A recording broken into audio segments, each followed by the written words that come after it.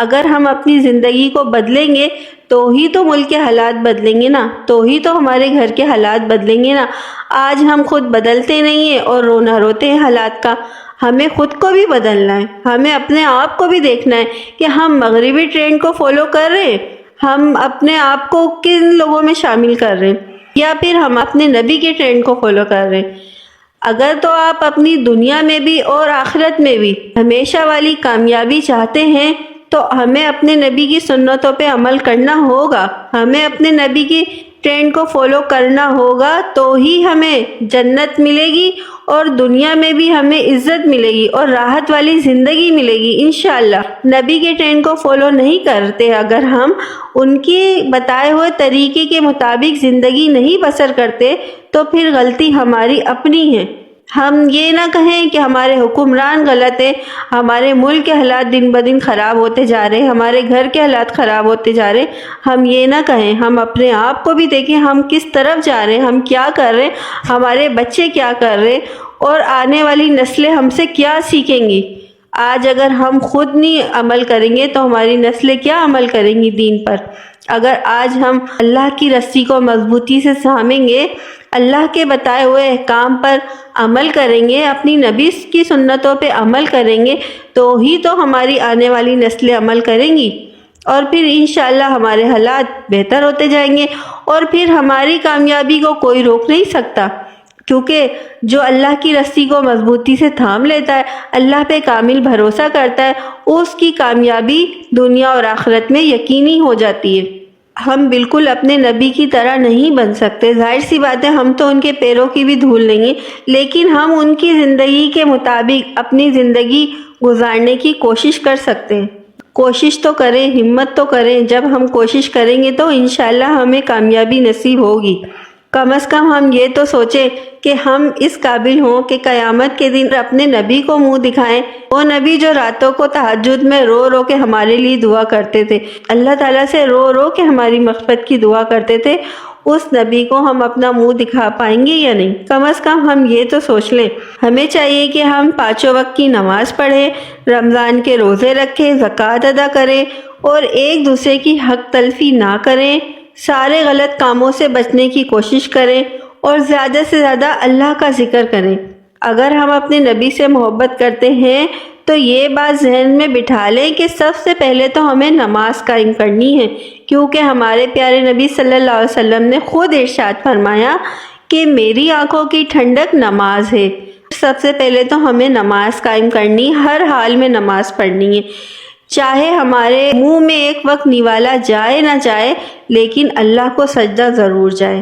نماز ہمیں ہر حال میں ادا کرنی ہے۔ ہمارے نبیوں نے، ہمارے صحابہ نے پہاڑوں پر نماز پڑھی، پتھروں پہ نماز پڑھی، جیسے حالات تھے، لیکن نماز کبھی نہ چھوڑی۔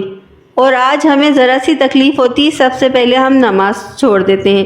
اللہ تعالیٰ ہم سب کو 5 وقتہ نماز پڑھنے کی توفیق عطا فرمائے، آمین ثم آمین۔ بس آج ہی سے سوچ لیں کہ ہمیں ہر حال میں نماز پڑھنی ہے اور قرآن شریف پڑھنا ہے، چاہے ہم محل میں رہ رہے ہوں، چاہے ہم جھوپڑی میں رہ رہے ہوں، لیکن ہمیں زندگی گزارنی ہے تو صرف اور صرف قرآن کے مطابق ہی زندگی گزارنی ہے، اپنی نبی کے اخلاق کو اپنانا ہے، اپنے نبی کی زندگی کو فالو کرنا ہے، ان کی عادتوں کو اپنانا ہے، نماز کبھی نہیں چھوڑنا، جھوٹ کبھی نہیں بولنا، حق اور انصاف کی بات کرنا ہے، چاہے کوئی ہمیں غلط سمجھے تو سمجھنے دے، اللہ ہم سے راضی رہے، دنیا راضی رہے یا نہ رہے، لوگوں کو خوش کرنے کی بجائے ہم اللہ کے حکام کو مانیں، کیونکہ ہمیں اپنی آخرت بھی سنوارنی ہے اور ہمیں دنیا بھی سنوارنی ہے۔ ہم کتنا اپنے نبی کے سنتوں پہ عمل کر رہے ہیں، ہمیں یہ سوچنا ہے، ہم واقعی عاشق رسول ہیں، ہم واقعی اپنے نبی سے محبت کرتے ہیں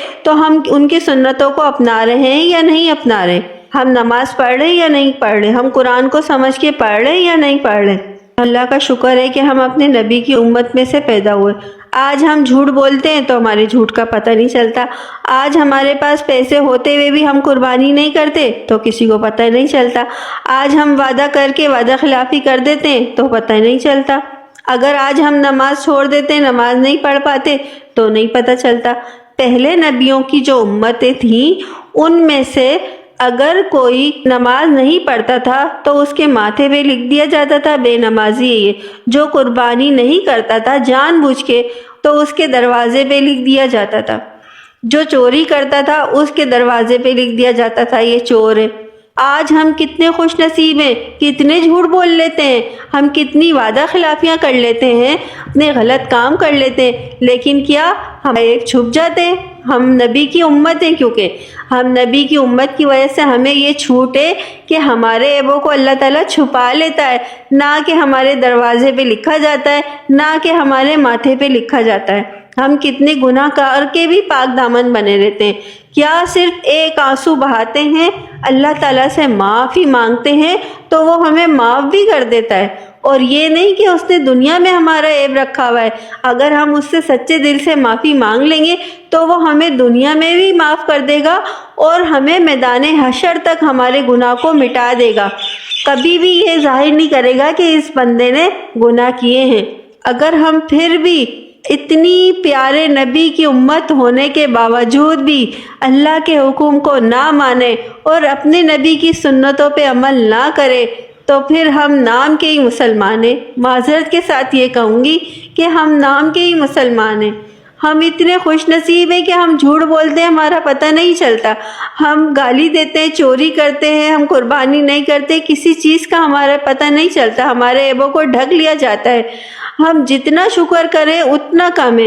اگر ہم اس احسان کی وجہ سے، اللہ کے اس کرم کی وجہ سے ہم ہر وقت بھی اللہ کا ذکر کرتے رہیں تو بھی کم ہے۔ میں کہتی ہوں ہم ہر سانس کے ساتھ بھی، ایک ایک سانس کے ساتھ بھی اللہ کا شکر ادا کرتے رہیں تو بھی اللہ کا شکر ادا نہیں ہو سکتا۔ پانچوں وقت کی نماز پڑھنے میں ہمیں موت پڑ جاتی ہے، قرآن شریف کو سمجھ کر پڑھنے کا ٹائم ہی نہیں ہوتا، کبھی کھول لیا بس آیت پڑھ لی اور چھوڑ دیا، رکھ دیا، وہ بھی بڑا احسان کر دیا، ہم نے قرآن شریف پڑھ لیا، ہمیں ٹائم ہی نہیں ہے ہم قرآن کو سمجھ کے پڑھیں۔ ہمیں تو چاہیے ہم پانچوں وقت کی نماز پڑھیں، قرآن کو سمجھ کے پڑھیں، جھوٹ نہ بولیں اور جو گناہ ہو گئے ان کی معافیاں مانگیں، اور اس احسان پہ کہ اللہ تعالیٰ کے اس کرم پہ کہ اللہ تعالیٰ نے ہمیں اپنے محبوب کی امت میں ہمیں پیدا کیا ہے، اس کا سوچ کر ہم جتنا شکر اللہ کا ادا کریں، جتنا احسان اللہ کا مانے اتنا ہی کم ہے۔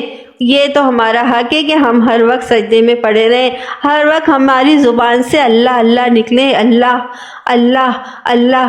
اگر کوئی سچے دل سے ابھی اللہ کا نام لے لے، ایک دفعہ یہی کہہ دے اللہ، تو اللہ تعالیٰ اتنا خوش ہوتا ہے، اس بندے کو اتنے پیار کی نگاہ سے دیکھتا ہے کہ بس میں بتا نہیں سکتی۔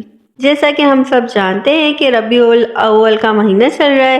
ربیع الاول کا مہینہ اسلامی کیلنڈر حساب سے تیسرا مہینہ ہے۔ یہ ویسے تو اللہ کی بنائی ہوئی ہر چیز بہت پیاری ہے اور اللہ کے بنائے ہوئے ہر مہینے ہی بہت پیارے ہیں۔ یہ ربیع الاول بھی بہت بابرکت مہینہ ہے، چونکہ اس مہینے میں ہمارے پیارے نبی حضرت محمد مصطفیٰ صلی اللہ علیہ وسلم جلوہ افروز ہوئے تھے، اور اسی مہینے میں تکمیل شریعت سے سرخرو ہو کے 63 سال کی عمر میں دنیا سے کوچ فرما گئے تھے۔ ویسے تو اللہ تعالیٰ کے تمام انبیاء بہت ہی پیارے ہیں، بہت ہی اچھے ہیں، بہت ہی نیک ہیں، بہت ہی سچے ہیں، لیکن ہمارے پیارے نبی حضرت محمد مصطفیٰ صلی اللہ علیہ وآلہ وسلم تمام نبیوں کے سردار ہیں، اور ہم بہت خوش قسمت ہیں کہ ہم ان کے امتی ہیں، الحمدللہ۔ یہ ربیع الاول ہمارا تیسرا مہینہ ہے۔ یہ مہینہ فیوز و برکات کے اعتبار سے امتیازی اہمیت کا حامل ہے۔ اللہ پاک نے نبی کریم صلی اللہ علیہ وسلم کے بارے میں خود ارشاد فرمایا ہے، اے حبیب صلی اللہ علیہ وسلم، جس طرح اور سب رسولوں پر تمہیں ہم نے فضیلت اور بزرگی دی ہے، اسی طرح تمہاری امت کو سب امتوں پر فضیلت اور بزرگی دوں گا اور سب سے بہتر بناؤں گا اور طرح طرح کی نعمتوں سے مالا مال کروں گا۔ سبحان اللہ، ہم کتنے خوش قسمت ہیں، ہم جتنا اللہ کا شکر ادا کریں اتنا ہی کم ہے۔ ہمیں فخر ہونا چاہیے اپنے اوپر کہ ہم مسلمان ہیں، ہم نبیوں کے جو سردار ہیں ان کی امت میں پیدا ہوئے ہیں۔ شکر ہے اللہ کا، کرم ہے اللہ کا، احسان ہے اللہ کا۔ ایک مرتبہ نبی کریم صلی اللہ علیہ وسلم نے ارشاد فرمایا کہ اللہ پاک نے موسیٰ علیہ السلام پر وحی بھیجی کہ کہہ دو بنی اسرائیل سے، جو کوئی مجھ سے احمد کا منکر ہو کر ملے گا تو میں اس کو دوزخ میں ڈال دوں گا۔ موسیٰ علیہ السلام نے عرض کی یا اللہ احمد کون ہے؟ ارشاد فرمایا اللہ نے کہ میں نے اپنے نزدیک احمد سے زیادہ کوئی بزرگ پیدا نہیں کیا، اور زمین آسمان پیدا کرنے سے پہلے میں نے ان کا نام اپنے نام کے ساتھ ملا کر عرش پر لکھا، لا الہ الا اللہ محمد رسول اللہ۔ پوچھا موسیٰ علیہ السلام نے ان کی امت کے لوگ کون ہوں گے؟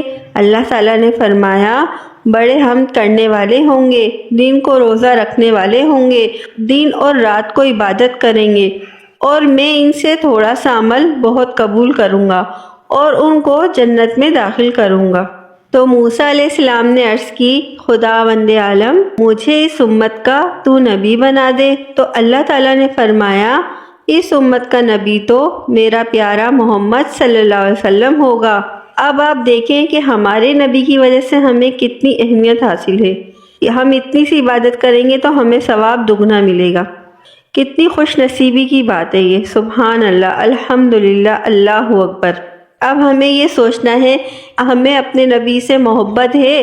اگر ہمیں اپنے نبی سے محبت ہے تو ہمیں نبی سے محبت کا ثبوت دینا ہے، ان کی سنتوں پہ عمل کر کے ہمیں دکھانا ہے کہ ہم اپنی نبی سے کتنی محبت کرتے ہیں، تاکہ قیامت والے دن ہم جب اپنا چہرہ اپنے نبی کو دکھائیں تو ہمیں شرمندگی محسوس نہ ہو، کیونکہ ہمارے نبی کریم صلی اللہ علیہ وسلم نبی تھے، رسول تھے۔ نبی اور رسول تو گناہوں سے پاک ہوتے، لیکن وہ دن رات نمازیں پڑھا کرتے تھے، قرآن پڑھا کرتے تھے، راتوں کو اٹھ اٹھ کے نمازیں پڑھتے تھے، اپنی امت کے لیے یعنی کہ ہمارے لیے مغفرت کی دعا کرتے تھے۔